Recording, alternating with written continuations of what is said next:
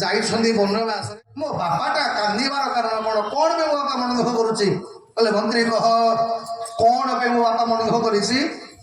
ମନ୍ତ୍ରୀ କହିଲେ ଶୁଣ, ତମ ବାପା ମନ ଦୁଃଖ ଏଇଥିପାଇଁ କରିଛନ୍ତି, ତମରି ପାଇଁ ତମ ବାପା ମନ ଦୁଃଖ କରିଛନ୍ତି। ଦେବବ୍ରତ କାନ୍ଦିଲେ, କହିଲେ ମୁଁ କ'ଣ ଅପରାଧ କଲି ଯେ ମୋ ବାପା ମୋ ପାଇଁ କାନ୍ଦିଲେ? ନା ଶୁଣ, ତମ ବାପା ଦାସ ରାଜାଙ୍କର କନ୍ୟା ସତ୍ୟବ୍ରତୀକି ବାହା ହେବା ପାଇଁ ଆସକ୍ତ, କିନ୍ତୁ ସତ୍ୟ ରାଜା ଦାସ ରାଜା ସର୍ତ୍ତ ରଖିଛି, ଯଦି ତା ନାତିଟା ଭବିଷ୍ୟତରେ ହସ୍ତିନାପୁର ରାଜା ହବ ତାହେଲେ ସେ ତା ଝିଅକୁ ସମର୍ପଣ କରିବ। ଦେବବ୍ରତ କହିଲେ ଏଇ ଗୋଟେ କଥା ତ। ଆଜ୍ଞା ଦେବବ୍ରତ ଯାଇକି ପହଞ୍ଚିଲେ, କହିଲେ ମୋ ବାପାର ଆନନ୍ଦ ପାଇଁ, ମୋ ବାପାର ମାନେ ସୁଖ ପାଇଁ ଦେବବ୍ରତ ପହଞ୍ଚିଲେ ଦାସ ରାଜା ପାଖରେ। କହିଲେ ଦାସ ରାଜା, ତମେ ତମ ଝିଅକୁ ଦବା ପାଇଁ କାହିଁ ରାଜି ହଉନ ମୋ ବାପାଙ୍କୁ? ନା ନାଇଁ ନାଇଁ, ତମେ କ'ଣ କରିବ? ତମେ କାଳେ ମୋ ହସ୍ତିନାପୁର ରାଜା ହବ ନା? ଶୁଣ, ଆଜିଠାରୁ ଏ ଶାନ୍ତନୁ କୁମାର ଗଙ୍ଗାପୁତ୍ର ଦେବବ୍ରତ ପ୍ରତିଜ୍ଞା କରିକି କହୁଛି ମୁଁ ହସ୍ତିନାପୁରରେ ବସିବିନି। ତମ ନାତିଟା ହସ୍ତିନାପୁର ରାଜା ହବ, ତମେ ତମ ଝିଅକୁ ମୋ ବାପାକୁ ସମର୍ପଣ କର। ଦାସ ରାଜା କହିଲା ହଇ, ତମେ ସିନା ରାଜା ହବନି, ଇଏ କାଲି କାଲି ତମେ ବାହା ହେଲା ପରେ ତମ ପିଲାଟା ପରା ଯାଇକି ହସ୍ତିନାପୁର ରାଜା ହବ। ଦେବବ୍ରତ କହିଲେ ଏଇ କଥା ତ। ଶୁଣ, ଆଜିଠାରୁ 10 ଦିଗ ପାଳକୁ ରଖିକି ମୁଁ ପ୍ରତିଜ୍ଞା କରୁଛି, ଯଦି ମୁଁ ଥିଲେ ମୋ ବାପାଟାର ଆନନ୍ଦ ଆସିବନି, ମୋ ବାପାର ସୁଖ ପାଇଁ ଏ ଗଙ୍ଗାବ୍ରତ ଦେବବ୍ରତ ପ୍ରତିଜ୍ଞା କରୁଛି ମୁଁ ଜୀବନ ଯାକ ଆଉ ବାହା ହେବିନି। ଆରେ ବାହା ହେଲେ ତମ ସନ୍ତାନ ହବ, ଜୀବନ ଯାକ ବାହା ହେବିନି, ଆଉ ସାରା ଜୀବନ ହସ୍ତିନାର ରାଜ ସିଂହାସନ ରକ୍ଷା କରିବା ପାଇଁ ମୁଁ ହାତୀ ଠାରୁ ପ୍ରତିଜ୍ଞାବଦ୍ଧ। ଆଜ୍ଞା ନାଁଟା ବଦଳିଗଲା, ଦେବବ୍ରତ ହେଇଗଲା ପିତାମହ ଭୀଷ୍ମ, ଯିଏ ନିଜର ବାପାର ଆନନ୍ଦ ପାଇଁ ଆଜୀବନ ବ୍ରହ୍ମଚାରୀ ରହିଲେ। ବାପାର ଆନନ୍ଦ ପାଇଁ ଅନ୍ୟାୟ କରୁଥିବା ଦୁର୍ଯ୍ୟୋଧନକୁ ଯିଏ ସାହାଯ୍ୟ କଲେ, ବାପାର ଆନନ୍ଦ ପାଇଁ ଯିଏ ହସ୍ତିନାପୁର ସୁରକ୍ଷା କଲେ, ଆଜି ଅର୍ଜୁନ ଦ୍ୱାରା ସରଶଯ୍ୟାରେ ପଡ଼ିଛନ୍ତି ଆଉ ଭଗବାନଙ୍କୁ ପ୍ରାର୍ଥନା କରୁଛନ୍ତି ମହାପ୍ରଭୁ କଥା ଦେଇଥିଲେ ଆପଣ ମାନେ ଏତେବେଳେ କେବଳ ଅନ୍ତ ସମୟରେ ଜଗନ୍ନାଥ ହେ କରୁଛି ଏତିକି ଅଳି, ଜଗନ୍ନାଥ ହେ କରୁଛି ଏତିକି ଅଳି, ଜଗନ୍ନାଥ ହେ କରୁଛି ଏତିକି ଅଳି, ଜଗନ୍ନାଥ ହେ କରୁଛି ଏତିକି ଅଳି, ମରଣ କାଳରେ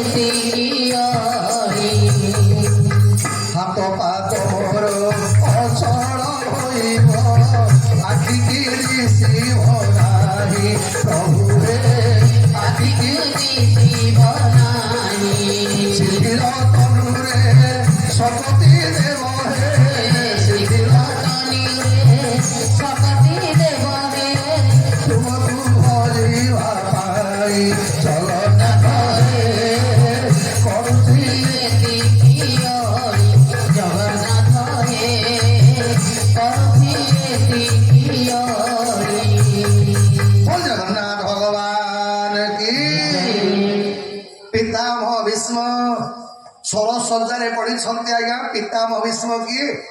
ଆମେ ଯେତେ ଗୋଟେଇ ବସିଛେ ଆମେ ବି ଗୋଟେ ଗୋଟେ ଭୀଷ୍ମ। ଆଜ୍ଞା ଆମ ଅନ୍ତ ସମୟଟା ଠିକ ଭୀଷ୍ମଙ୍କ ଭଳିଆ ହବ।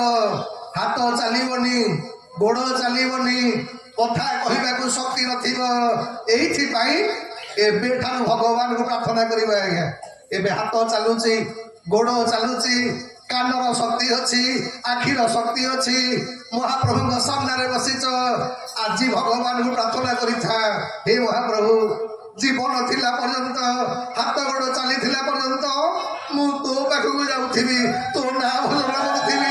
ଆଉ ଯୋଉଦିନ ମୋ ହାତ ଚାଲିବନି କି ମୋ ଗୋଡ଼ ଚାଲିବନି, ସେଦିନ ତୁ ଟିକେ ମୋ ପାଖକୁ ଆସିବୁ। ଏଇଟା ଭଗବାନଙ୍କୁ କରିକି ଯାଇଥିବା ବେଳ ସମସ୍ତଙ୍କର ହବ ଆଜ୍ଞା। ସମସ୍ତେ ନିଷ୍ପଦ ଭଳିଆ ସରସଜାରେ ପଡ଼ିଥିବା, ହାତ ଚାଲୁନଥିବ, ଗୋଡ଼ ଚାଲୁନଥିବ, କଥା କହିବାର ଶକ୍ତି ନଥିବ। ସେତିକି ବେଳେ କେବଳ ଜଗନ୍ନାଥ ମହାପ୍ରଭୁ ଆମ ପାଖରେ ଆସିକି ପହଞ୍ଚିବେ। ଏତିକି ଭଗବାନଙ୍କୁ ପ୍ରାର୍ଥନା କରିବା। ଆରେ କାଳିଆ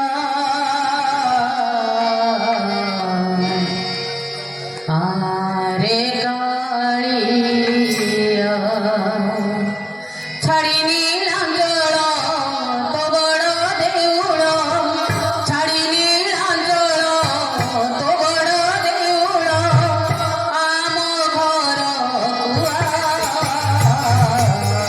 ଆରେ କାଳିଆ ଆରେ କାଳିଆ ଆରେ କାଳିଆ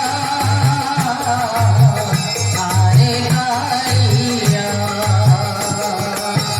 କାଳିଆରେ ତୋତେ ଛାଡ଼ିବି ସହରେ, ଭକ୍ତଙ୍କ ଭିଡ଼ ନଥିବ ବେଧାରେ, ରଙ୍ଗା ପାଦ ଧରି ମୋ ଆଖି ଲୁହରେ, ସୁଖ ଦୁଃଖ ମୁହିଁ କହିବି ତୋତେ, ଛାଡ଼ି କଳ୍ପବଟ ବାଇଶି ପାହାଚ, ଛାଡ଼ି ସିଂହ ଦ୍ୱାର ବଡ଼ଦାଣ୍ଡ ତୋର, ଆମ ଘର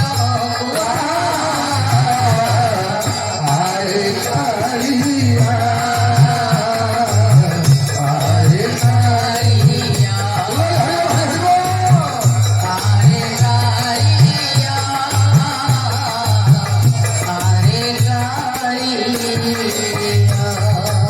ଜଗନ୍ନାଥ ଭଗବାନ କି ସରସଜାରେ ପଡ଼ିଥିବା ପିତାମହ ଭୀଷ୍ମ ମନେ ମନେ ଭଗବାନଙ୍କୁ ପ୍ରାର୍ଥନା କରୁଛନ୍ତି। ମହାପ୍ରଭୁ ଅପେକ୍ଷା କରିକି ବସିଛି କେତେବେଳେ ଇଏ ନୟନ ଅନ୍ତ କାଳେ ଏଇଥିପାଇଁ ଭାଗ ଗୀତାରେ ଭଗବାନ କଣ କହିଲେ? କହିଲେ ଅନ୍ତ କାଳେ ଜମାମେ ସ୍ମରଣ କଳେବର। କହିଲେ ଅନ୍ତ ସମୟରେ ଭଗବାନଙ୍କ ନାଁଟା ସ୍ମରଣ କରିବାଟା ସହଜ କଥା ନୁହଁ ଆଜ୍ଞା। ଏବେଠାରୁ ଯଦି ଅଭ୍ୟାସ କରିବା କେଜାଣି ଅନ୍ତ ସମୟରେ ଆମର ଭଗବାନଙ୍କର କଥା ମନେ ପଡ଼ିଯିବ। ନହେଲେ ଅନେକ ଲୋକ କହନ୍ତି କହିଲେ ଓ ଏ ଅଜାମିଳ ତ ମଲା ବେଳକୁ ଡାକିଦେଲା, ଗୋଟେ ଥର ଭଗବାନଙ୍କୁ ପାଇଲା, ଆମେ କଣ ପାଇଁ ଏ ଶୀତ ରାତିରେ ଯୋଉ ପୌଷ ମାସରେ ଯୋଉ ଜାଡ଼ ଲୋ ବା କଣ ପାଇଁ ଏତେ ବାଟ ଯିବୁ ମୋ ଶେଷ ବେଳକୁ ଡାକିଦେବୁ ସରିଗଲା କଣ? କିନ୍ତୁ ଅଭ୍ୟାସ ନଦେଲେ କଣ ଆଜ୍ଞା ହବ? ଭଗବାନ ଗୀତାରେ କହିଲେ ଜୀବନରେ ସବୁ କଥାଟା ଗୋଟେ ଅଭ୍ୟାସ ଆଜ୍ଞା। ଆଜ୍ଞା ଗୋଟେ ବୁଢ଼ାର 4 ପୁଅ ଜମିଦାର। ଆଜ୍ଞା ବୁଢ଼ା ଯେତେବେଳେ ମଲା ସମୟ ଆଇଲା, ବୁଢ଼ାକୁ ଆଜ୍ଞା ଦେଖିବା ପାଇଁ 4ଟା ପୁଅ 4 ବୋହୂ ବନ୍ଧୁବାନ୍ଧବ ସମସ୍ତେ ଅଛନ୍ତି। ବୁଢ଼ା ଖାଲି ଗୋଟେ କଥା ବାଛା ଖା ହଉଛି ଆଖି ବୁଝିକି। ଆଜ୍ଞା ସାଙ୍ଗେ ସାଙ୍ଗେ ପୁଅ ମାନେ ଭାବିଲେ କହିଲେ ହେ ଇଏ ବୋପା ବୋଧେ କୋଉଠି ପୋତି ପାତିକି ସୁନା କୋଉଠି ଥୋଇଛି ନା କଣ, ନହେଲେ କାହାକୁ ସମ୍ପତ୍ତି ବାଡ଼ି କଣ ଗୋଟେ ଦେଇଛି କହିପାରୁନି। ବେ ବୁଢ଼ାକୁ ପଚାରିଲେ, ବଡ଼ ପୁଅ ପଚାରୁଛି ବାପା କଣ କହିବ? ବୁଢ଼ା ତ ଖାଲି ଗୋଟେ କଥା ବାଛା ଖା ଆଉ ତ 2 ନମ୍ବର କଥା କିଛି ନାହିଁ। ଶେଷକୁ ପିଲାମାନେ ଡାକ୍ତରଙ୍କ ପାଖରେ ପହଞ୍ଚିଲେ, କହିଲେ ଡାକ୍ତର ବାବୁ ଏ ବୁଢ଼ାଟା ଆମର କଣ କହିବ ବୋଲିକି କହୁଛି, କିଛି କହିପାରୁନି, କଣ ଗୋଟେ ବ୍ୟବସ୍ଥା କର। ଡାକ୍ତର କହିଲେ ଶୁଣ ଗୋଟେ ଇଞ୍ଜେକ୍ସନଟେ ଅଛି ଦେଇଦେଲେ ଏ ବୁଢ଼ାଟା ମରିବାଟା ଫାଇନାଲ, କିନ୍ତୁ 10 ମିନିଟ୍ ଯାଏ ତାର ସେନ୍ସ ଆସିବ, କଥା କହିପାରିବ। 4 ପୁଅ ସାଙ୍ଗେ ସାଙ୍ଗେ କଥା ହେଇଗଲେ, କହିଲେ ହେ ଲକ୍ଷେ ଖର୍ଚ୍ଚ ହଉ ଯଦି ପୋତା ମାଲ 2-4 କିଲୋ ଖଣ୍ଡେ ମିଳିଗଲା, ଯଦି ପ୍ରତାପ ଭାଇଗଲା ଆମର ସୁନାରୁ ଇଟା ଫିଟା ଅଛି, କହିଲେ ଯଦି ଗୋଟେ ଦିଟା ଇଟା ମିଳିଗଲା କାମ ସରିଯିବ, କାହିଁ ହତଭାଗା ଏତେ କଥା ମିଳୁଛି, ଲକ୍ଷେ ଖର୍ଚ୍ଚ କରିବା ଆଉ କଣ ଅଛି। ଆଜ୍ଞା ବାପା ରୋଗରେ ପଡ଼ିଥିଲା ବେଳେ ପଛକେ ଖର୍ଚ୍ଚ କରିବେନି, କିନ୍ତୁ ଟଙ୍କା ପାଇବା ପାଇଁ ଆଜ୍ଞା 1,00,000 ଟଙ୍କା ଡାକ୍ତରକୁ ଦେଲେ। ଡାକ୍ତର ଇଞ୍ଜେକ୍ସନ ଦେଲା, ଇଞ୍ଜେକ୍ସନ ନେଲା ପରେ ବୁଢ଼ାର ଟିକେ ଆଇଲା ଆଜ୍ଞା ଚେତା ଆଇଲା ପରେ ପୁଅ ବୋହୂ ତାଙ୍କ ପାଖରେ ପହଞ୍ଚିଲେ, କହିଲେ ବାପା କଣ କହୁଥିଲ ବାଛା ଖା କହିଦିଅ, କାରଣ ଆଉ 10 ମିନିଟ୍ ପରେ ତମ ପ୍ରାଣ ପଳେଇଯିବ, ପୋତା ଜିନିଷଟା ସେଇଠି ପୋତି ହେଇକି ରହିଯିବ। ବାପା କଣ କହୁଛ କହ? ବୁଢ଼ା କହିଲା ତ ଗାଲ ସେକିଦେବି ହତଭାଗା, ବାଛା ଖା ଜାଣିପାରୁନା କଣ? ତାପରେ ହତଭାଗା ତମେ 4ଟା ଯାକ ପୁଅ 4ଟା ଯାକ ବୋହୂ ସମସ୍ତେ ମୋ ମୁହଁକୁ ନେଇଥିଲ, ସେପଟେ ବାଛୁରୀଟା ଝାଡୁ ଖାଇଯାଉଥିଲା, ମୋ ପାଟିରୁ ତ ସବୁ କଥାଟା ବାହାରି ପାରୁନଥିଲା, ବାରେ ବାଛୁରୀ ଝାରେ ଝାଡୁ ଖାରେ ଖାଇଯାଉଥିଲା। ମୁଁ ଏଇଥିପାଇଁ ବାଛା ଖା ବାଛା ଖା କହୁଥିଲି ଏଇଆ କହିଲା ବୁଢ଼ାଠୁ ବଡ଼ ଏଇଥିପାଇଁ ଏବେଠାରୁ ଅଭ୍ୟାସ କରିବା ଦରକାର ରାମ ନାମ ଭଜରେ ମନ କୃଷ୍ଣ ନାମ ଭଜ ରାମ ନାମ ଭଜରେ ମନ କୃଷ୍ଣ ନାମ ଭଜ ରାମ ନାମ ଭଜରେ ମନ କୃଷ୍ଣ ନାମ ଭଜ ରାମ ନାମ ଭଜରେ ମନ କୃଷ୍ଣ ନାମ ଭଜ ନଗଣ୍ଡିବ କାଳ ନଗଣିବ କାଳ ଜମ ନ ଛୁଇଁବ ପାପରେ ମନ ରାମ ନାମ ଭଜ ହରିବ ହରିବ ରାମ ନାମ ଭଜରେ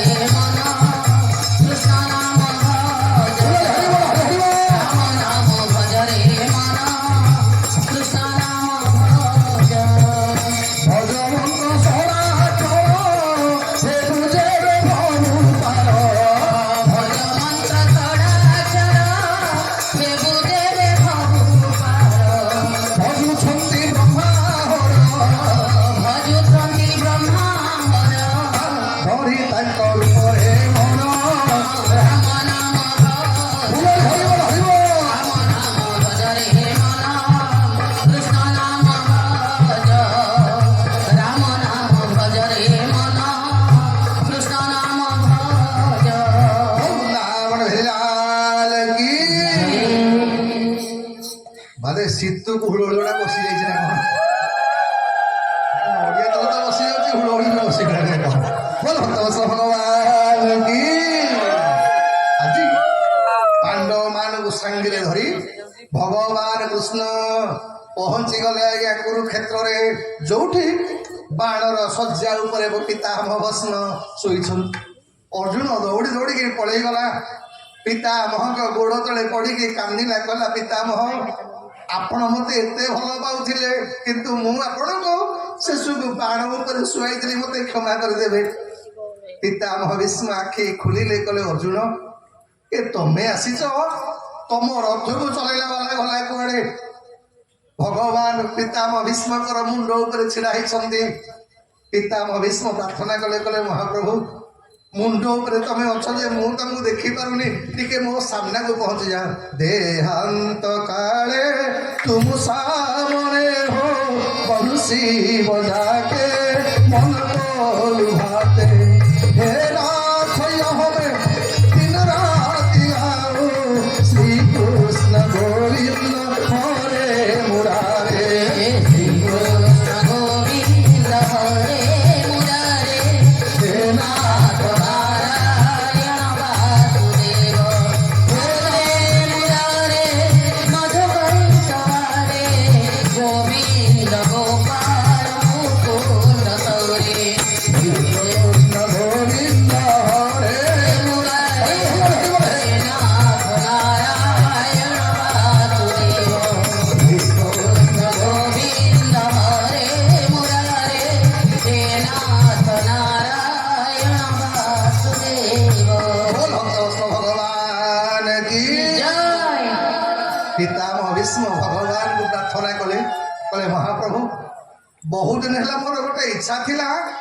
आगे से दिन पितामह भीष्म के आगे भगवान चक्रधारी रूपटा पितामह भीष्म कहले कले प्रभु आज शेष भगवान पचारे कले पितामह कौन बर मागुच माग पितामह बर मागिले कले प्रभु वृंदावन रे आपण जेमती बंशी धारण करथिले त्रिभंगी ठाणी छिड़ा होथिले थरुटे केवल आपण से वृंदावन बंशीधारी रूप में आगे छिड़ा हेबे आज्ञा भक्त पाई से दिन भगवान कृष्ण चक्र छाड़िले माँ माने बंशी धारण कले पितामह भीष्म भगवान ये मुरली मनोहर रूपटा को दर्शन करुछंती भगवान कले पितामह कौन बर मागुच मागो पितामह कहले मणिमा मु शुणी जो लोक मरीगला कि पिंड दियंती कि श्राद्ध दियंती से लोकटा कौन नरकघामी हुए मणिमा मो बापांकर माने जीवन मो बापांकर आनंद पाई मो बापांकर सुख पाई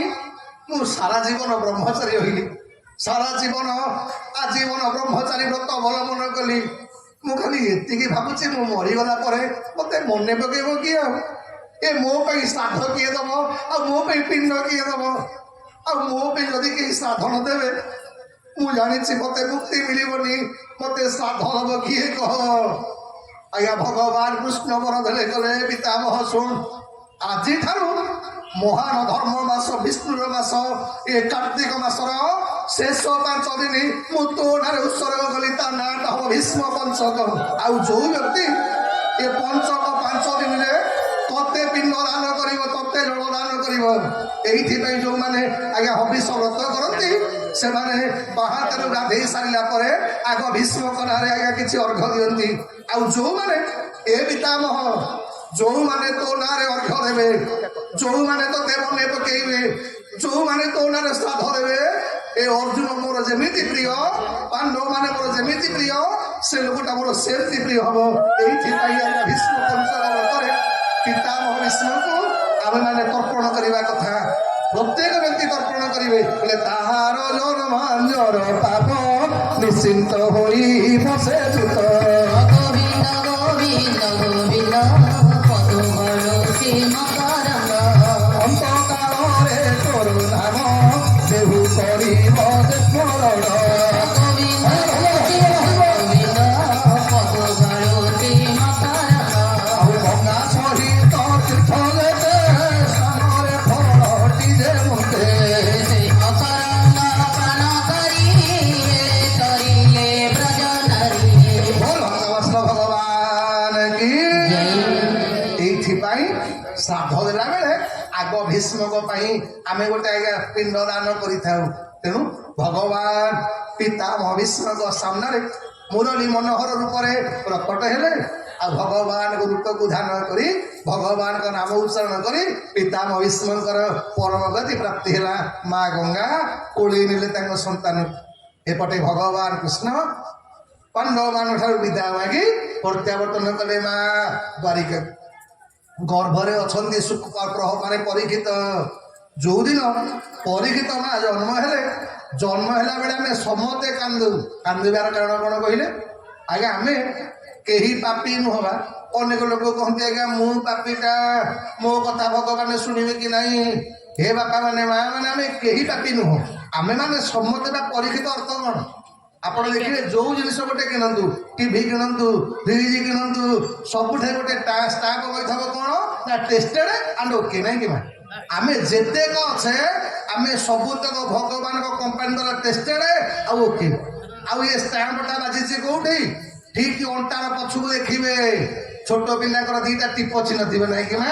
ଏ ଟିପ ଚିହ୍ନଟା ଯେତେ ବଡ ହେଇଗଲା ପରେ ଆଜ୍ଞା ଆମର ଲିଭିଯାଏ। କିନ୍ତୁ ପିଲାଙ୍କର ଦେଖିବେ ଠିକ ଆଜ୍ଞା ପିଠି ତଳକୁ 2ଟା ଷ୍ଟାମ୍ପ ଭଗବାନଙ୍କ ଟିପ ଚିହ୍ନ।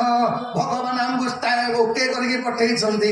ଆମେ ଜନ୍ମ ହେଲା ବେଳେ କେହି ଚୋର ନଥିଲେ ବା, ଆମେ ଜନ୍ମ ହେଲା ବେଳେ କେହି ଡକାୟତ ନଥିଲେ। ଆମକୁ ଯେମିତି ସଙ୍ଗ ମିଳିଲା ଆମ ଜୀବନଟା ସେମିତି ହେଇଗଲା। ବୋଲେ ଉତ୍ତମ ସଙ୍ଗେ ସଙ୍ଗୀ ଯାର ସେ କରେ ଉତ୍ତମ ବ୍ୟବହାର। ଗୋବିନ୍ଦ ଗୋବିନ୍ଦ ଗୋବିନ୍ଦ ପଦୁ ଗଳୁଛି ମକରନ୍ଦ। ହୀନ ସମୟରେ ହୀନ ଗତି ହସି ବୋଲନ୍ତି ରଘୁପତି। ଗୋବିନ୍ଦ ଗୋବିନ୍ଦ ପଦୁ ଗଳୁଛି ମକରନ୍ଦ। ଭଗବାନ କି ଏଇଥିପାଇଁ ସବୁ ଶାସ୍ତ୍ର କହିଛି କଣ? ଆମକୁ ଯେମିତି ସଙ୍ଗ ମିଳିଛି ଆମ ଜୀବନଟା ସେଇଆ ପରିଣତ ହେଇଯାଇଛି। ତେଣୁ ଆଜି ଆମେ ମାନେ ସମସ୍ତେ କାନ୍ଦୁ। କାନ୍ଦିବାର କାରଣ କଣ? ନା ଆଜ୍ଞା ଯେତେବେଳେ ଭଗବାନ ଠାରୁ ଆମେ ଯେତିକି ଦୂରେଇବା ଆମକୁ ସେତିକି ଆଜ୍ଞା ଦୁଃଖ ପଡିବ। ଆଉ ଭଗବାନଙ୍କର ଯେତେ ଆପଣ ମାନେ ନିକଟତର ହେବେ ଆମକୁ ସେତିକି ଆନନ୍ଦ ମିଳିବ। ଆମେ ଦୁଃଖ ପାଇବାର କାରଣ କଣ? ଶୁଣିଥିବେ ଆଜ୍ଞା ରାମଚରିତ ମାନସରେ ହନୁମାନ ମହାରାଜ ଭଗବାନଙ୍କୁ କହିଲେ କଣ? କହ ହନୁମନ୍ତ ବିପତି ପ୍ରଭୁ ସୋପି ସୁମିର ଭଜ ହୋଇ। ଶ୍ରୀ ରାମ ଜୟ ରାମ ଜୟ ଜୟ ରାମ। ସଂକଟ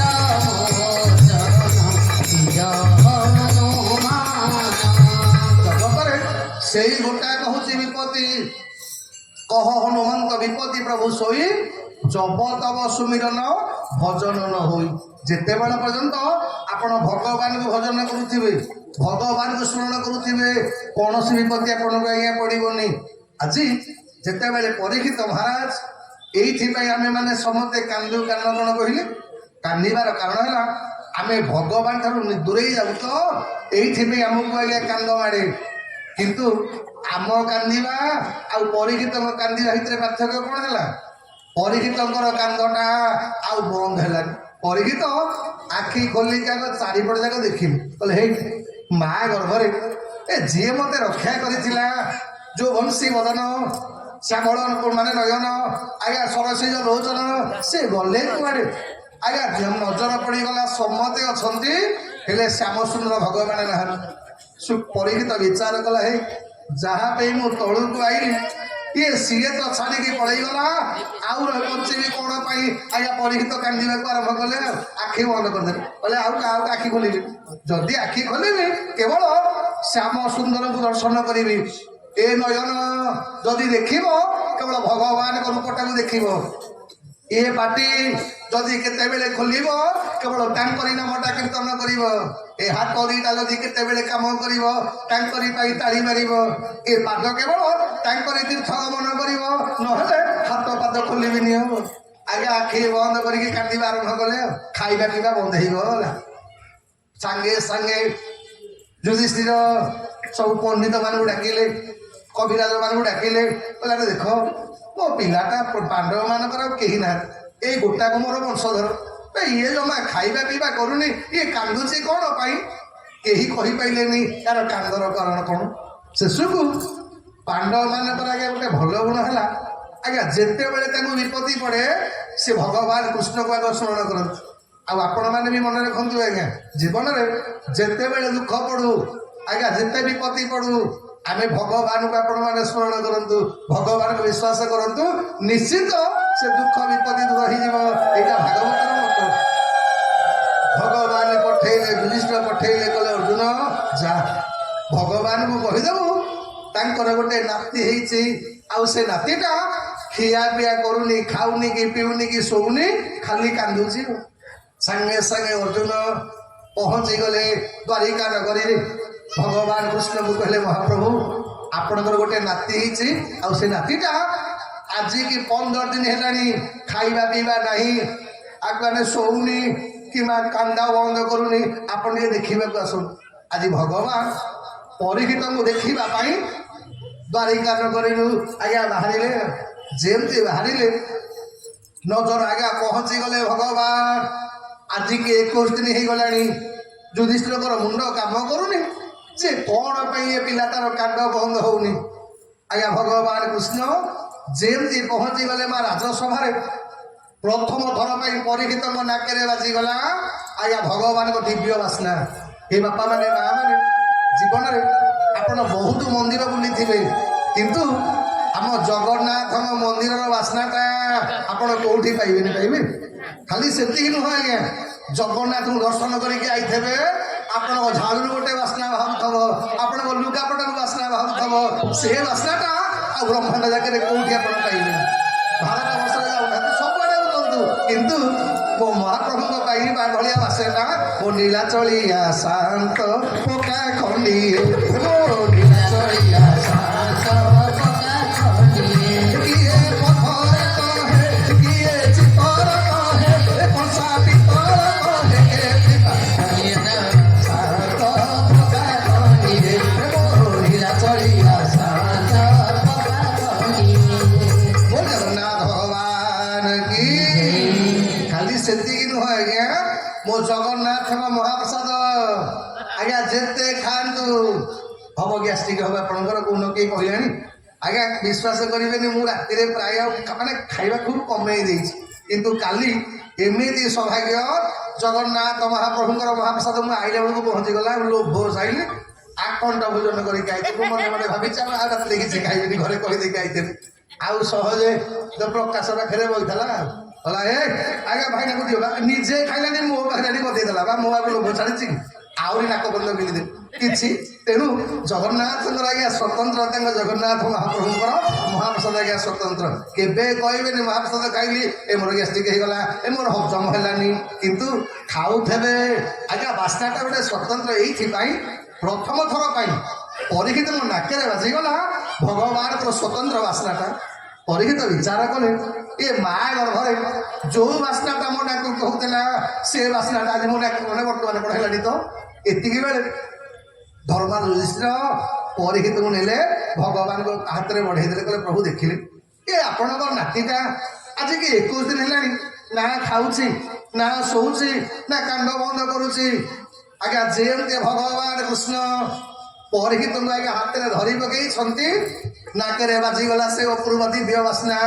ଆଖି ଖୋଲିଦେଲେ ପରୀକ୍ଷିତ ଆଖି ଖୋଲିଦେଲା ବେଳକୁ ମା ଗର୍ଭରେ ଯିଏ ଧରି ଆଜ୍ଞା ତାଙ୍କୁ ରକ୍ଷା କରିଥିଲା ତାଙ୍କରି କୋଳରେ ପରୀକ୍ଷିତ ଅଛନ୍ତି ଆଜ୍ଞା 21 ଦିନର ବାଳକ କଥା ତ କହିପାରିବନି କୁନି କୁନି ହାତରେ ଭଗବାନଙ୍କ ହାତକୁ ଧରି ପକେଇଲା କହିଲା ପ୍ରଭୁଙ୍କ ପ୍ରଭୁକୁ ଖୋଜୁଥିଲି ଆଉ ଚିହ୍ନିବ କି ଦିନ ବନ୍ଧୁ ଦିନ ନ ସରୁଛି କାନ୍ଦୁ କାଲୁ ଆଉ ଚିହ୍ନିବ କି ଦିନ ବନ୍ଧୁ ଦିନ ନ ସରୁଛି କାଲୁ କାଲୁ ଦେଉତି ନମତେ ଏ ଭବ ସାଗରେ ଦେଉତି ନମତେ ଭବ ସାଗରେ ରଖିଲ ହେ କୃପା ସିନ୍ଧୁ କହିଥିଲ ପରା ଆହେ ଗିରିଧରା କହିଥିଲ ପରା ହେ ଗିରିଧରା ଜଣେ ନଦୀ ଭିତରୁ ଆଉ ଚିହ୍ନିବ କି ଦିନ ବନ୍ଧୁ ଦିନ ନ ସରୁଛି କାଲୁ କାଲୁ ଆଉ ଚିହ୍ନିବ କି ଦିନ ବନ୍ଧୁ ଦିନ ନ ସରୁଛି କାଲୁ କାଲୁ ଭଗବାନ କି ବ୍ୟାସ ଥିଲେ ସେ ମାନେ ସଭାରେ ବ୍ୟାସ ବେଳେ ଦେଖୁଛ ଆମେ ବୁଢା ହେଲେଣି ଏ ପର୍ଯ୍ୟନ୍ତ ଆମେ ଭଗବାନଙ୍କୁ ଚିହ୍ନି ପାରୁନେ କିନ୍ତୁ 21 ଦିନ ଗୋଟେ ବାଳକ ଇଏ ଭଗବାନଙ୍କୁ ଚିହ୍ନିଲା ଏଇଥିପାଇଁ ଏହାର ନାମ ପରୀକ୍ଷିତ ଜଗତେ ହୋଇବ ବିଖ୍ୟାତ ଗୋବିନ୍ଦ ଗୋବିନ୍ଦ ଗୋବିନ୍ଦ ପଦୁ ଘରୁଛି ମକରନ୍ଦ ଏହାର ନାମ ପରୀକ୍ଷିତ ଜଗତେ ହୋଇବ ବିଖ୍ୟାତ ସେ ମକରନ୍ଦ ପାନ କରି ଆନନ୍ଦେ ବୋଲ ହରି ହରି ଆଉ ବିଷ୍ଣୁ ଚକ୍ରରୁ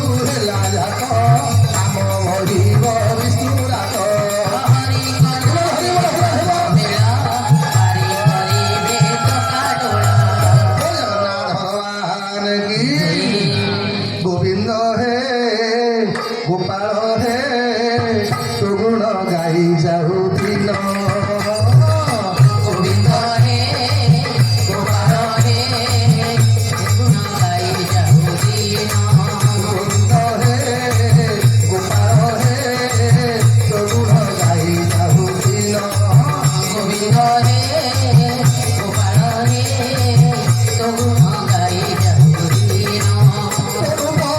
ଦେଖି ଆହେ ପଙ୍କଜ ଆଖି ଦେଖି ଆହେ ପଙ୍କଜ ଆଖି ଦେଖି ଆହେ ପଙ୍କଜ ଆଖି ଦେଖି ଆହେ ପଙ୍କଜ ଆଖି ତୁମେ କରିବ ଗଣ୍ଠି ଧନ ଗୋବିନ୍ଦ ହେ ଗୋପାଳ ହେ ଗାଇ ଯାଉ ଜୀବନ ଗୋବିନ୍ଦ ହେ ଗୋପାଳ ହେ ଗୁଣ ଗାଇ ଯାଉ ଜୀବନ ଜଗନ୍ନାଥ ଭଗବାନ କି ତ ସେଦିନ ପରୀକ୍ଷିତ ଯେତେବେଳେ 14 ବର୍ଷ ବୟସ ଆଜ୍ଞା ସେତେବେଳେ ଭଗବାନ କୃଷ୍ଣ ସ୍ୱଧାମ ଗମନ କଲେ ଆଉ ଭଗବାନ କୃଷ୍ଣଙ୍କର ସ୍ୱଧାମ ଗମନ ଖବର ଶୁଣିଲା ପରେ ପାଣ୍ଡବ 5 ଭାଇ ଯାକ କଣ କଲେ ପରୀକ୍ଷିତଙ୍କୁ ରାଜା କରେଇଦେଲେ କାହିଁ କେତେବେଳେ ଆଜ୍ଞା ରାଜା ଯୁଧିଷ୍ଠିର ଭଗବାନ ଯୋଉଦିନ ସ୍ୱଧାମକୁ ଗଲେ ସେଇଦିନ କଳି ପ୍ରବେଶ କରିବା କଥା କିନ୍ତୁ ଧର୍ମରାଜ ଯୁଧିଷ୍ଠିର ପରୀକ୍ଷିତ ଆଜ୍ଞା ଧର୍ମରାଜ ଯୁଧିଷ୍ଠିର କଳିକି ବନ୍ଧନ କରିକି ପଳେଇଲେ ବନ୍ଧନ କରିକି ଗଲା ପରେ ହେଲା କଣ ନା ଦିନେ ଯୁଧିଷ୍ଠିର ଯେତେବେଳେ ସ୍ୱଧାମ ଗମନ କଲେ ଗଲା ବେଳେ କହିକି ଗଲେ କଲେ ପରୀକ୍ଷିତରେ ଏ କବାଟଟା ଜମା ଖୋଲିବୁନି। ଆଜ୍ଞା ଏଇଟା ହେଉଛି କଳିଯୁଗର ଲକ୍ଷଣ। କ'ଣ କହିଲେ? କଳିଯୁଗର ଲକ୍ଷଣ। ଆଜ୍ଞା ଭଲ କଥାଟା ବାରମ୍ବାର କହିବାକୁ ପଡ଼ିବ, ଲୋକ ମାନିବେନି, କିନ୍ତୁ ଖରାପ କଥା ବତେଇବା ଦରକାର ପଡ଼ିବ। ଆଚ୍ଛା ଯେତେ ମା ମାନେ ଅଛ, ତମ ପିଲାକୁ କ'ଣ ମୋବାଇଲ ଶିଖେଇଛ? ଶିଖେଇଛ? ବାବୁରେ ଏଇଟା ହ୍ୱାଟ୍ସଆପ, ଏଇଟା କ'ଣ ୟୁଟ୍ୟୁବ ଦେଖେଇ ଶିଖେଇଛ? ଆଜ୍ଞା ସିଏ ପରା ମୋ ମାଷ୍ଟର, ସିଏ ଆମକୁ ଶିଖଉଛନ୍ତି ଏଇଟା କର ବାପା, ସେଇଟା କର। ଅର୍ଥ କ'ଣ? ଆମ ପିଲାଙ୍କୁ ମୋବାଇଲ ଶିଖେଇବା ଦରକାର ପଡ଼ିନି, କିନ୍ତୁ ଭଲ କଥା ଏ ପଢ଼େ, ହନୁମାନ ଚାଳିଶା ଟିକେ ପଢ଼େ, ଏ ଗୀତା ଗୋଟେ ପଢ଼େ। ଆଜ୍ଞା ଭଲ କଥାଟା କହିବ, ଆମ ପିଲା କରିବେନି। ଖରାପ କଥାଟା କହିବା ଦରକାର ପଡ଼ିବନି, ଆପେ ଆପେ ପିଲା ତାକୁ କରି ପକେଇବେ। ତେଣୁ ଆଜି ଭଗବାନ କ'ଣ କଲେ? ଯେତେବେଳେ ପରୀକ୍ଷିତ ବିଚାର କଲେ କ'ଣ ନା କଳି ପ୍ରବେଶ କଲାରେ କାରଣ କ'ଣ ନା ଦିନେ ଗୋଟେ ଚାଷୀଟେ ଗୋଟେ ବ୍ରାହ୍ମଣର ଜମି ଚାଷ କରୁଥିଲା। ତ ଜମି ଚାଷ କରୁଥିଲା ବେଳେ ଆଜ୍ଞା ସେଇ ଜମିରୁ ଗୋଟେ ସୁନା କଙ୍କଣ ପାଇଲା। ଯେହେତୁ ସୁନା କଙ୍କଣ ପାଇଲା, ସାଙ୍ଗେ ସାଙ୍ଗେ ଚାଷୀଟା କଙ୍କଣ ନେଇକରି ଗଲା ରାଜା ପରୀକ୍ଷିତଙ୍କୁ ଦେଲା। ଯାଇକି ବ୍ରାହ୍ମଣ ଘରେ ପହଞ୍ଚିଲା, କଲା ଗୋସାଇଁ ତମ ଜମି ଚାଷ କଲି, ଏ ସୁନାଟା ପାଇଛି, ତା ତମେ ନିଅ। ବ୍ରାହ୍ମଣ କଲାରେ ହେଇ ବେ ଜମି ସିନା ମୋର, ଚାଷ କଲୁ ତ ତୁ, ପାଇଲୁ ତ ତୁ, ଏଇଟା ମୋର ନୁହଁ, ଏଇଟା ତୋର। ଆଜ୍ଞା କଳି ଯେତେବେଳେ ପ୍ରବେଶ କରିନଥିଲା ସେତେବେଳେ ଲୋକମାନେ ତୋର ବୋଲି କହୁଥିଲେ। ତେଣୁ ବ୍ରାହ୍ମଣ କହିଲା ମୁଁ ନେବିନି, ଏପଟେ ଚାଷୀ କହିଲା ମୁଁ ବ୍ରାହ୍ମଣ ଧନ ମୁଁ ନେବିନି। ଆଜ୍ଞା ଦି ଜଣ ଯାକ, ଇଏ କହିଲା ମୁଁ ନେବିନି, ସିଏ କହିଲା ମୁଁ ନେବିନି। ଆଜ୍ଞା ସୁନାଟାକୁ ନେଇ ରାଜାଙ୍କ ପାଖରେ ପହଞ୍ଚିଲେ, ପରୀକ୍ଷିତଙ୍କ ପାଖରେ। କହିଲେ ରାଜା, ବ୍ରାହ୍ମଣ କହିଲେ ଆଜ୍ଞା ମୋ ଜମିଟାକୁ ଚାଷ କରିବାକୁ ଦେଇଥିଲେ, ମୋ ଜମିରୁ ସୁନା ବାହାରିଲା କି ରୂପା ବାହାରିଲା, ସେଥିରେ ମୋର ଅଧିକାର ନାହିଁ, ଏଇଟା ଚାଷୀର। ଚାଷୀ କହିଲେ ଆଜ୍ଞା ମୁଁ ଚାଷ କରିବା ଲୋକ, ଏ ମୁଁ ଚାଷ କଲେ ଯାହା ବାହାରିବ ଏଟା ମାଲିକର କି ନାହିଁ, ଏଟା ମାଲିକ ନଉନି ଆଜ୍ଞା, ଏଟା ହଉଛି ମାଲିକର। ରାଜା କହିଲେ ଗୋଟେ କାମ କର, ଏଟାକୁ ମୋ ପାଖରେ ରଖିଦିଅ। ଆଜ୍ଞା ଦି ଜଣ ଯାକ ରଖି ଦେଇକିରି ପଳେଇ ଗଲେ। ଏତିକି ବେଳେ ପରୀକ୍ଷିତଙ୍କର ମନେ ପଇଲା, କହିଲା ହେଇ ମୋ ଜେଜେ ମତେ ସବୁ କହିଲା, ଘରଟା ଖୋଲିବାକୁ କାହିଁ ମନା କଲା ମତେ। ଆଜ୍ଞା ସେଦିନ ଯେମିତି ଆଜିକାଲି କଳିଯୁଗରେ ଲୋକଙ୍କ ନିୟମ କ'ଣ ଆଜ୍ଞା, ଲୋକ ଯୋଉଟା ଜାଣିଛନ୍ତି, ମନେକର ଯୋଉମାନେ ଗୁଟୁକା ଖାଉଥିବେ, ଆଜ୍ଞା ଗୁଟୁକା ଖାଇବା ଲୋକ ଡେଲି ବ୍ରଶ କଲାବେଳେ ପାଟି ହାତ ପୁରଉଥିବ, ହାତ ପୁରଉଥିବ, ପୁଣି ମନେ ମନେ କହୁଥିବ ନା 4ଟା ଆଙ୍ଗୁଠି କହୁଥିଲା, ଏବେ 3ଟା ପଶିଲାଣି, ଆଉ ପାଟି ଭଲ ମେଲେଇ ହଉନି, କିବେ ହତ ଆଜ୍ଞା କହୁଛୁ। ପୁଣି ରାତି ପାଇଲେ ତାକୁ କ'ଣ ତା ନା କଣଟି ମାମୁଁ ବିଫଳ କି କ'ଣ କ'ଣ ମୁଁ ଜାଣି ସଫଳ ସଫଳ ହତ ଆଜ୍ଞା ଖାଇବ ସଫଳ, ଜୀବନଟା ହବ ବିଫଳ। ତେଣୁ ଆଜ୍ଞା ତାକୁ ନ ଖାଇଲେ ଇଏ କ'ଣ ତ ହଉନି, କ'ଣ ବେଳେ କ'ଣ ଟେନସନ ଗୋଟେ ହେଇଯାଉଛି। ଗୋଟେ ଲୋକ କହିଲେ ଆଜ୍ଞା ମତେ ଶେଷକୁ ଜଣେ କହିଲା, ମୁଁ ମନଟା ନା କହିବି, କହିଲେ ଆଜ୍ଞା ଯଦି ଦରକାର ପଡ଼ିବ ମୋ ସ୍ତ୍ରୀ କି ଡାଇଭର୍ସ କରିଦେବି ସିନା, କିନ୍ତୁ ଆକୁ ଛାଡ଼ିକି ମୁଁ ବଞ୍ଚି ପାରିବିନି। ମାନେ ଦେଖ କେତେ ଭଲ ପାଇବା। ମୁଁ ମନେ ମନେ ଭାବିଲି, ମୁଁ କହିଲି ହତଭାଗା। ଅବଶ୍ୟ ଆଜିକାଲି ଲୋକ ଆଉ ଆଜ୍ଞା ଜଗନ୍ନାଥଙ୍କ ତୁଳସୀ ଭଲ ପାଉନାହାନ୍ତି। ଏବେ କ'ଣ ତା ତୁଳସୀ ଖାଇକିରି କୁଆଡ଼େ କ୍ୟାନ୍ସର ହେଲାଣି ବା, ସେ କ'ଣ ଗୁଟୁକା ତୁଳସୀ ତା ନା। ବୋଲ ଭକ୍ତବତ୍ସଳ ଭଗବାନ କି। ତେଣୁ ଆଜି ପରୀକ୍ଷିତ ମହାରାଜ ବାପାଙ୍କର ଜେଜେଙ୍କର କଥା ମାନିଲେନି। ଆଜ୍ଞା ଯେମିତି କବାଟଟାକୁ ଖୋଲିଦେଲେ କଳି ପ୍ରବେଶ କରିଗଲା। ଯେମିତି କଳି ପ୍ରବେଶ କରିଗଲା, ତାପର ପୁଣି ନ୍ୟାୟ ବସିଲା। ନ୍ୟାୟ ବସିଲା ପରେ କଳିର ପ୍ରଭାବ କ'ଣ? ବ୍ରାହ୍ମଣ କହିଲା ଏ ସୁନାଟା ମୋ ଜାଗାରୁ ବାହାରିଛି, ଏଇଟା ମୋର। ଚାଷୀ କହିଲା ମୁଁ ପାଇଛି, ଏଇଟା ମୋର। ଆଜ୍ଞା ରାଜାଙ୍କୁ ପଚରା ଗଲା, ପରୀକ୍ଷିତଙ୍କୁ, ପରୀକ୍ଷିତ ଏ ସୁନାଟା କାହାର? ପରୀକ୍ଷିତ କଲେ ଭଲ କି ବାଡ଼ିକି ଦିଟାକୁ ବିଦା କରିଦିଅ, ଏ ସୁନାଟା ହଉଛି ମୋର, ଯାହା ବାହାରିଛି ଏଟା ରାଜାଙ୍କ ସମ୍ପତ୍ତି, ଏଇଟା ମୋର। ଆଜ୍ଞା କଳି ହବାର ପ୍ରଥମ କାରଣ କ'ଣ ନା ମୋର। କହିଲେ ମୁଁ ମୋର ଭାବ ଯେତେ କଳି ରାଜାର ପଥେ। ଗୋବିନ୍ଦ ଗୋବିନ୍ଦ ଗୋବିନ୍ଦ ଭଗବାନ କି। ଏ କଳି ହବାର ପ୍ରଥମ କାରଣ କ'ଣ? ଏ ମୁଁ ଶବ୍ଦଟା ଯୋଉଦିନ ଆମ ପାଖରେ ଥବ, କଳି ହବାଟା ଫାଇନାଲ। ମୁଁ ଏଇଟା କଲି, ମୁଁ ସେଇଟା କଲି, ମୁଁ କାହିଁକି ଏତେ କାମ କରିବି, ସିଏ କାହିଁକି କରିବ ନାହିଁ, ଏ ମୋ ଦ୍ୱାରା ସବୁ ହଉଛି। ଏଇଥିପାଇଁ ଆମର ଗୋଟେ କବି ଲେଖିଲେ କ'ଣ ନା ମେ ମେ କରେ କେ ବକରୀ କଟା ହେ। ଆଜ୍ଞା ଛେଳିଟା କାହିଁ କଟା ହଉଛି ସବୁବେଳେ କହିଲେ? ସବୁବେଳେ କୁକୁର। ଆଜ୍ଞା ଲୋକ କୁକୁର ମାଂସ ଖାଉନାହାନ୍ତି କାହିଁ?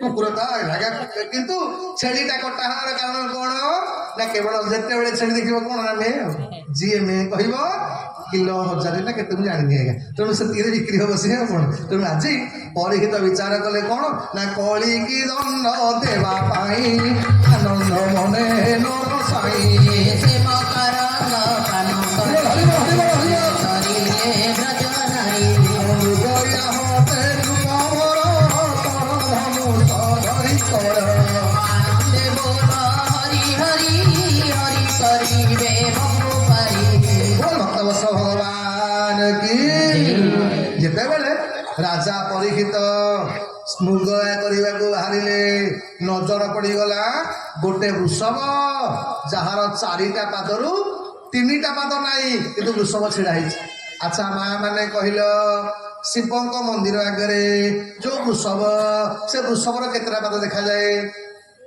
ଦେଖିଛ ଆମର କଣ ଦରକାର ସେଗୁଡାକ ଦେଖିବା ଆମେ ତ ଖାଲି କେମିତି ଆମ ନାଁରେ ଜଣେ ଓଡ଼ିଆ ନାଁରେ ଆମର କେମିତି ଶିବଙ୍କୁ ଟିକେ ପାଣି ଢାଳିଦେଲେ ମୁଁ ଅନେକ ଲୋକ ଆଚ୍ଛା କହିଲ ସେପଟୁ ଜମା ଅନେଇବନି ଜଗନ୍ନାଥ ମହାପ୍ରଭୁ କୋଉ ରଙ୍ଗର ଲୁଗା ପିନ୍ଧୁଛନ୍ତି କୋଉ ରଙ୍ଗ ନାଲିଆ ଦେଖୁଛ ବୋଲ ଦେଖୁଛ ଆମେ ସମସ୍ତେ ଜଗନ୍ନାଥ ଦର୍ଶନ କରିଛେ କିନ୍ତୁ ଜଗନ୍ନାଥ କୋଉ ଲୁଗା ପିନ୍ଧୁଛନ୍ତି ଆମର ମନେ ନାହିଁ ଆଜ୍ଞା ଏ ଭିତର ଜଗନ୍ନାଥ ମହାପ୍ରଭୁ କଥା କହୁଛି ଆଜ୍ଞା ପ୍ରକୃତରେ ଏଇଟା ହଉଛି ଆମେ କଣ ଆମର ଜଗନ୍ନାଥଙ୍କ ପାଖରେ ମନ ଅଛି ଆଉ ଆମ ମନଟା ସେ ଅମୁକ ନାନୀ ଆଇଛି କି ନାହିଁ ସିଏ ଆଇଲା କି ନାହିଁ ଆଜ୍ଞା ଏପଟେ ଆମର ଶସ୍ୟ ଚାଲିଥିବ କୋଉଠି ଥରେ ଖେଳ ବୁଲିଯାଉଥିବ କିନ୍ତୁ ଆଖିଟାକୁ ଏଇଥିପାଇଁ ବା ଜଗନ୍ନାଥଙ୍କ ଚକା ଆଖି ଭଗବାନ କଲେ ମତେ ପାଇବାକୁ ହେଲେ ଆଗ ଆଖିଟାକୁ ଟିକେ ସଜାଡ଼ି ଦେଲା ଆଖିଟା ଯଦି ସ୍ଥିର ତାହେଲେ ମନଟା ସ୍ଥିର ଯାହାର ଆପଣ ଦେଖିବେ ଯୋଉ ଲୋକଟା କଥା କହିଲା ବେଳେ ଯାହାର ଆଖି ସ୍ଥିର ଥିବ ତା ମନ ସ୍ଥିର ଆଉ ଯୋଉ ଲୋକ ଇଆଡେ ଛାଡେ ଅନୁଭବ ସେଇଟା ଭାରି ଅସ୍ଥିରିଆ ଲୋକ ହେଇଥିବ ତେଣୁ ଏଇଥିପାଇଁ ଆଖିଟାକୁ ସ୍ଥିର କରିଦିଅନ୍ତୁ ଚକା ଆଖି ଆପଣ ମାନେ ପ୍ରାପ୍ତ ହେଇଯିବେ ଆଜ୍ଞା ତେଣୁ ଆଜି ପରୀକ୍ଷିତଙ୍କ ନଜର ପଡ଼ିଗଲା ବୋଲେ ତୋହର ଚତୁର ଚରଣ ସତ୍ୟ ଯୁଗରେ ଆଚରଣ ଗୋବିନ୍ଦ ଗୋବିନ୍ଦ ଗୋବିନ୍ଦ ପଦୁ ସତ୍ୟର ଅନ୍ତେ ତପଗଲା ଶୌଚ ବିଷୟ ହରିଲା ହରିକ ନାମେ ହରି କରିବେ ଚକାଡୋଳା ଭଗବାନ କି ପରୀକ୍ଷିତ ପଚାରିଲେ କଲେ ହେ ବୃଷଭ ମୁଁ ଜାଣିଛି 4 ଗୋଡ଼ିଆ ପ୍ରାଣୀଟା ଗୋଟେ ଗୋଡ଼ କଟିଗଲେ 3ଟା ଗୋଡ଼ ଛିଡ଼ା ହେଇପାରିବ 2ଟା ଗୋଡ଼ କଟିଗଲେ ଆଉ ଛିଡ଼ା ହେବାର ପ୍ରଶ୍ନ ନାହିଁ କିନ୍ତୁ ତମର 4ଟା ପାଦରୁ 3ଟା ପାଦ ନାହିଁ ତମେ ଛିଡ଼ା ହେଇଛ ତମେ କିଏ ବୃଷଭ କହିଲେ ମଣିମା ମୁଁ ହଉଛି ଧର୍ମ ଏ କଳି ଯୁଗରେ ମୋର 4ଟା ଯୁଗରେ 4ଟି ପାଦ କହିଲେ ସତ୍ୟର ଅନ୍ତେ ତପଗଲା ଶୌଚ ବିଷୟ ହରିଲା ଗୋବିନ୍ଦ ଗୋବିନ୍ଦ ଗୋବିନ୍ଦ ପଦୁ ବାଳୁଚି ମକରନ୍ଦ ଦୟା ହରିଲା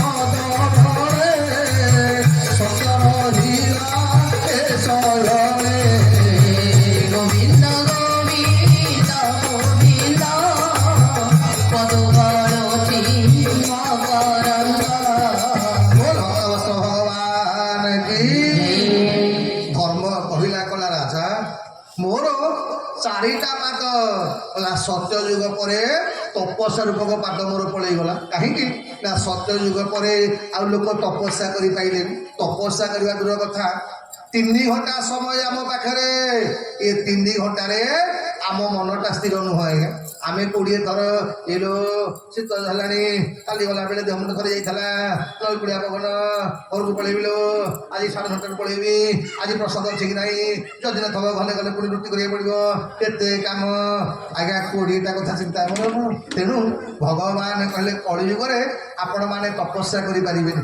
ସତ୍ୟର ଅନ୍ତେ ତପ ଗଲା ଶୌଚ ବିଷୟ ହରିଲା ଆଜ୍ଞା ଯଜ୍ଞ ରୂପକ ପାଦଟା ଆଉ ତ୍ରେତୟା ଯୁଗ ପରେ ଆଉ ଯଜ୍ଞ ହବନି ବା କାହିଁ କହିଲେ ଆମ ଶାସ୍ତ୍ର କହିଛି ଯଜ୍ଞ କରିବାକୁ ଯୋଉଟା ଦରକାର ଏଟା କଳି ଯୁଗରେ ମିଳିବନି ଆଜ୍ଞା ହେଲେ ଦେଖି କଳି କାଳ ରୀତି ଲୋ ବହୁଳ ଭାଳି ତ ବସିଲି ବହୁଳ ଲୋ ଭାଳି ତ ବସିଲି ମାରି କା ବଚନ ସତ୍ୟ ସନାତନ ଅନ୍ୟ ଖାଇବ ସହି ଜୟ ଜଗନ୍ନାଥ ଜୟ ଜଗନ୍ନାଥ